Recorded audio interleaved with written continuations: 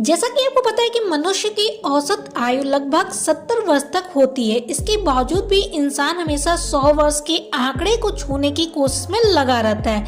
लेकिन क्या आपको पता है कि कुछ ऐसे भी जानवर हैं जो इंसानों के सपने को जी रहे हैं। वो कम से कम नहीं तो 100 साल से भी अधिक जिंदा रहते हैं। तो उनमें से ही कोई एक मछली है जिसका नाम ही है कोई मछली। दुनिया की सबसे लंबे समय तक जीवित रहने वाली मछलियों में से एक है। इसकी उम्र लगभग 226 साल बताई गई थी।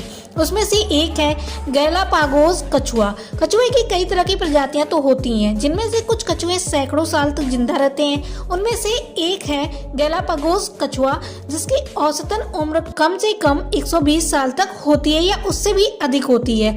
तीसरा है आपका बोहेड व्हेल, सबसे लंबे समय तक जीवित रहने वाले स्तनधारी जीवों में से एक है। माना जाता है कि ये 200 साल तक जिंदा रहती है। ठंडे आर्कटिक जल में पाए जाने वाली बोहेड व्हेल के लंबे जीवन के पीछे उनमें धीमे मेटाबॉलिज्म का होना माना जाता है। पता है आपका समुद्री अर्चिन, कांटेदार समुद्री अर्चिन लगभग 100 साल तक जीवित रहते हैं।